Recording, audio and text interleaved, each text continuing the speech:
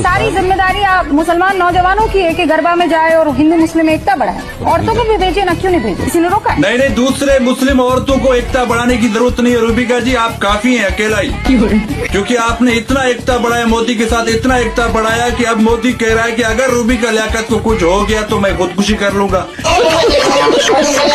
Main मुद्दे पर रहते ही ज्यादा रोना मत रोइए। आपसे ईरान और अमेरिका के मुद्दे पर चर्चा करने के लिए बुलाया गया है। पाकिस्तान से तो हम बातचीत करने को तैयार नहीं दिखते। अरे चित्रा जी, तो हमें कौन सा तुम्हारा सड़ा हुआ टमाटर जैसा चेहरा देखने का शौक है? अभी हमारे सामने तुम्हारी हैसियत एक टके की भी नहीं है।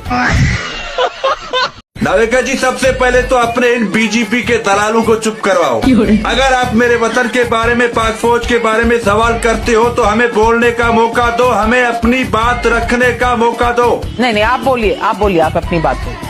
हाँ, ये साहब कह रहे हैं कि मोदी जी के आने के बाद आतंकवादी पाकिस्तान डरा हुआ है। अरे भैया, मोदी जी के आने के बाद ही अभिनंदन पकड़ा गया, उसकी पतलून उतारी गई पाकिस्तान में।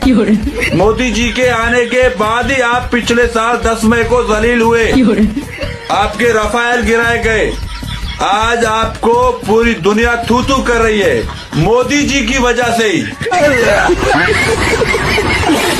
जो बात पाकिस्तान की सेना के अध्यक्ष ने नहीं बोली, पाकिस्तान के किसी आतंकी संगठन ने नहीं बोली कि भारत ने सरेंडर किया है, वो बात राहुल गांधी ने बोल दी। हमारे लिए तो मोदी हो या राहुल गांधी हो, सब एक जैसे है। हमारे नजर में ना मोदी में फर्क है ना राहुल गांधी में फर्क है। एक फर्क है, राहुल गांधी कहता है कि हम गरीबों को तरक्की दिलाएं, अमीर बनाएं, और मोदी कहता है कि जो अमीर हैं उनको हम और अमीर बनाएं, इंडिया में जो गरीब हैं उनको और गरीब बनाएं। और दूसरी बात, राहुल गांधी के खानदान से है, जिस गांधी ने इंडिया को अंग्रेजों से आजाद करवा के हिंदुस्तान और भारत का नाम दिया। आज उसी के खानदान को तुम लोग अपने चैनल्स पर बैठकर बुला बरा कह रहे हो, और एक चाय वाले को हुकूमत दे दी तुम लोगों ने। वो सिर्फ इस वजह से वो पाकिस्तान के खिलाफ बोलता है, इसलिए तुम्हारे सियासत की बुनियादी यही है कि जो पाकिस्तान के खिलाफ बोले उसको तुम वजीर आजम बनाते हो, उसको तुम पूरा मुल्क दे देते हो, फिर वो मुल्क का चाहे बेड़ा गर्क कर दे, तुम्हें फर्क नहीं पड़ता। कोई भी तुम्हारे सामने पाकिस्तान को बुरा भला बोले और बन जाए वजीर आजम, बन जाए देश का प्राइम मिनिस्टर, तुम्हें फर्क नहीं पड़ता। फिर बाद में चाहे तुम लोगों को भेज दे। गांधी के खानदान के लोग इंडिया में मौजूद है, मगर उनकी कोई इज्जत नहीं है।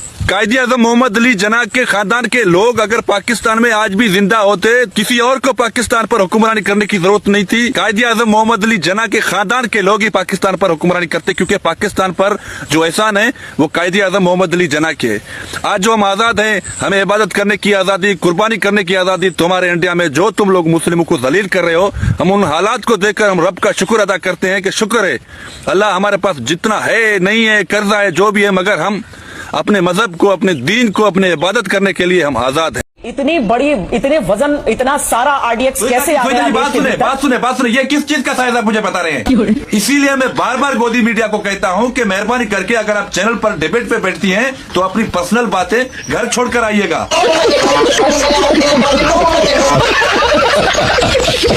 वो कह रहे हैं कि हिंदुस्तान का हिंदुत्व मुसलमानों के बिना अधूरा है।